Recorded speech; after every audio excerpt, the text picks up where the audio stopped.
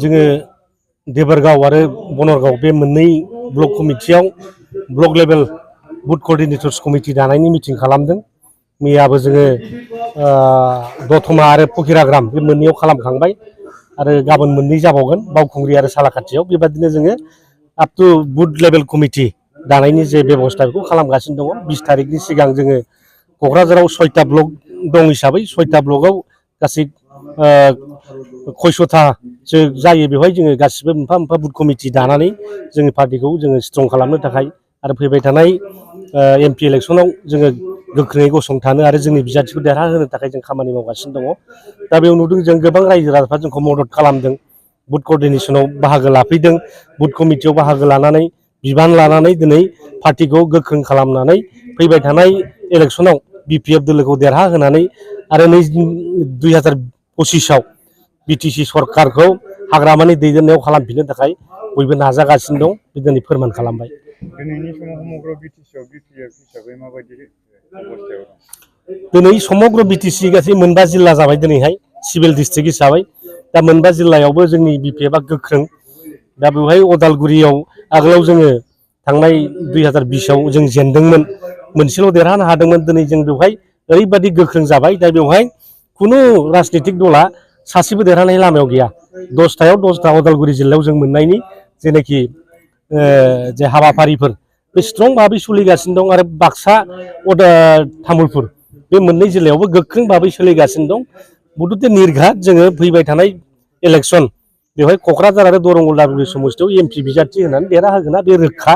बेखौ रायजो राजाफोरनि दिनै जोंनि जे प्रग्रामफ्राव बाहागो लानाय, हानजा सुरनायाव बाहागो लानाय, दा जों सेल कमिटि दानायाव बाहागो लानाय, दा अनेकथा जोंनि हाबाफारि जाबाय थादों। बेवहाय रोजा रोजा नंला, दा लाखसिम सफैबाय।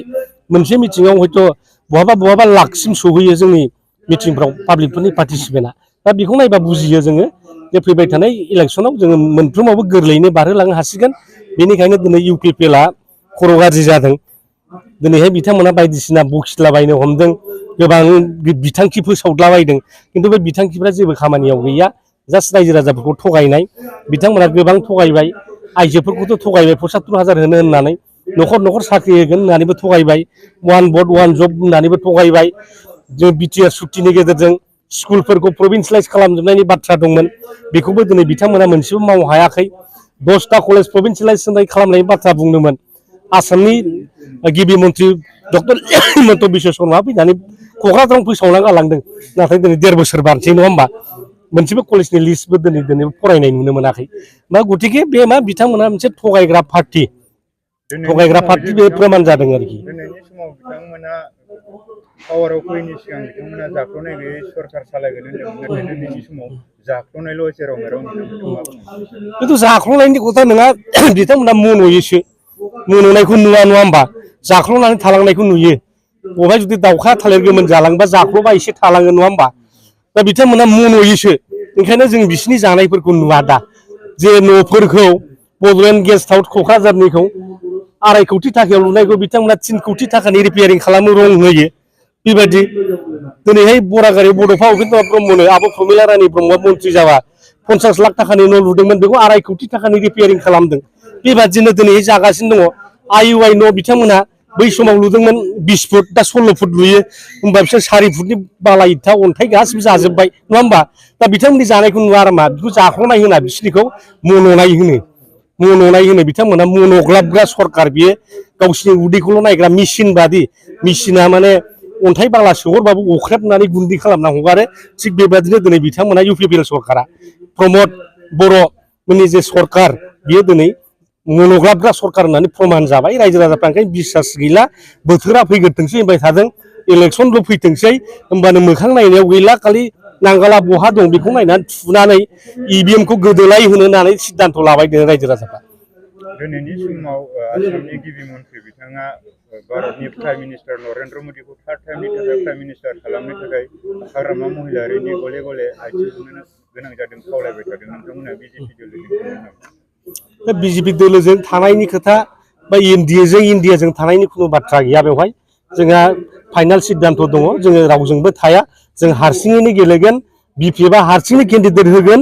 दा सोरखौबा माने जोंखौ जुदि सोरबा पार्टिया जुदि मदद होनो फैयोबा जों मस्ट वेलकाम खिन्थु बेहाय बिपिएफआ हारसिङैनो गसंगोन जों मदद खालामनायखौ जों नेवसिगारनाय नङा दा बेवहाय सोरबा नरेन्द्र मदि बिथाङा प्राइम मिनिस्टार जाफिनो ना मायो बे समा खोन्थागोन दिनै मोनबा स्टेटआव इलेक्सन जागासिनो दं बेनि रिजाल्टआनो बेयाव डिपेन्ड खालामगोन दिनै बिथांमोननि अबस्था हयथ' मध्य प्रदेशआव मोजां नङा तेलेंगानाफ्राव मोजां नङा मिज'रामाव मोजां नङा दा दिनै गोबां जे सि भटार्सफोर होदों एग्जिट पलफोर होदों बिजेपिखौ जेननाय देखायजोबदों दा बे मोनबा स्टेटआव जुदि इलेक्सनाव जेनोब्ला दा नरेन्द्र मदिया जे प्राइम मिनिस्टार जाफिननो हागोन बेखौ बुंनो हानांगौआ गोब्राब समासो खोन्थागोन बेवहाय दा जोंहा बिपिएफ हिसाबै जोंहा अटल स्थिति दङ जों जेरैखि जाया हारसिङै गेलेगोन दरं उदालगुरियाव गेलेगोन क'क्राझाराव गेलेगोन देरहानाया निर्घात रोजा रोजा रायजो राजाफ्रा लाख लाख रायजोफ्रा बिपिएफनो माब्ला भट होनो मोनो बेखौसो नेगासिनो दङ माब्ला बिसायख'थिनि थारिख फोसावगोन बेखौसो नेगासिनो दङ दिनै क'क्राझारावथ' जोङो फैबाय थानाय समाव 2025आव